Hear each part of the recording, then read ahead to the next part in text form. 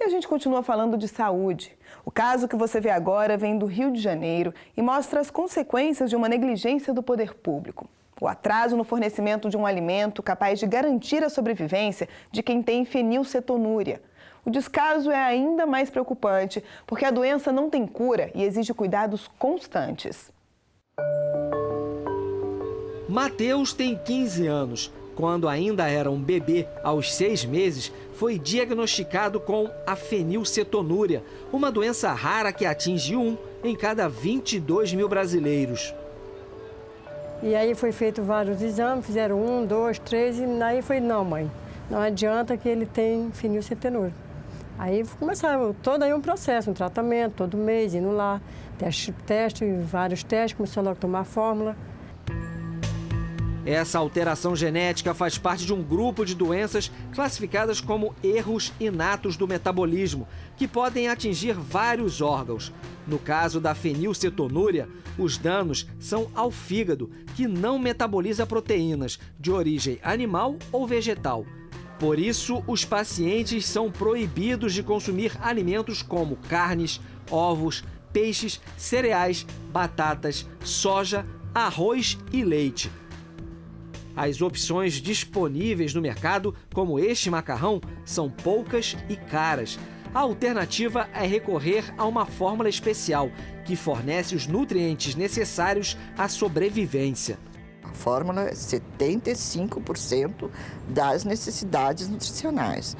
Eu diria que a criança que é interrompida no decorrer do tratamento dela é desastroso.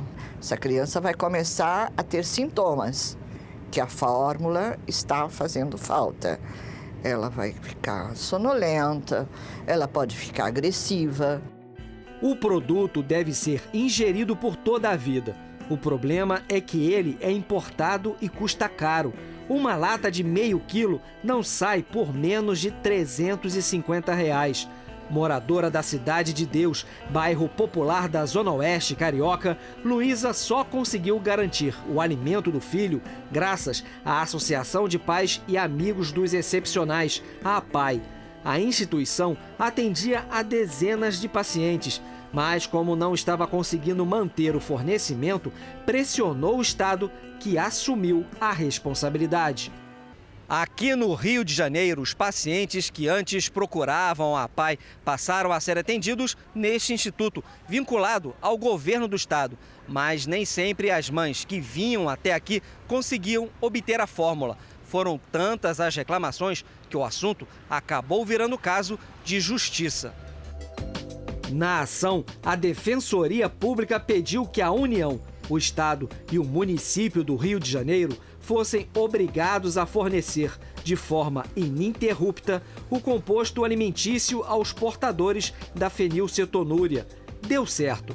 Os entes foram condenados de forma solidária, com base no dever fundamental da prestação de saúde. O Estado ainda recorreu, mas desembargadores do Tribunal Regional Federal da 2ª Região confirmaram a condenação de primeira instância. Nesse caso aqui, pelo menos no âmbito estadual, já havia até a política pública relacionada a essa dieta.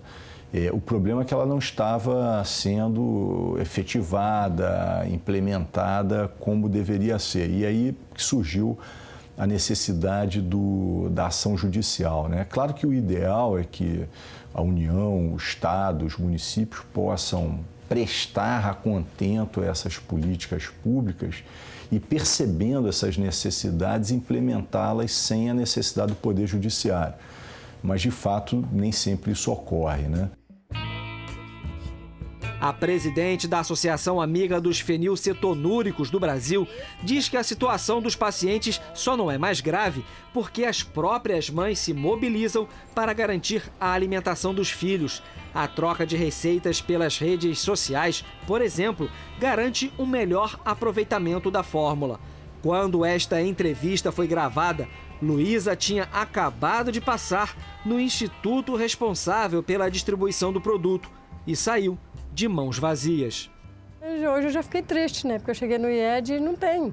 E aí, como é que ele vai viver daqui para frente? Se não, mais tarde o que tem em casa acabou. Tem 6 lá em casa. Mas se até lá não chegar, vou fazer o quê? A Secretaria Estadual de Saúde do Rio de Janeiro informou, por nota, que abriu um processo de compra emergencial da fórmula. É que o pregão eletrônico, que deveria garantir o fornecimento regular do suplemento, fracassou. As propostas apresentavam diferenças de mais de 100% entre a média de preço do mercado e o valor sugerido pelas empresas. Além de continuar a luta pelo acesso universal à fórmula, Maria das Graças abraçou uma outra causa: quer convencer indústrias a produzir alimentos direcionados aos fenilcetonúricos. Ou o governo subsidiaria todo o produto para os pacientes, ou liberaria as empresas dos impostos, que são altíssimos. Você tem uma ideia, um pacote de macarrão importado custa R$60 aqui. Qual é a família que tem condições de comprar isso?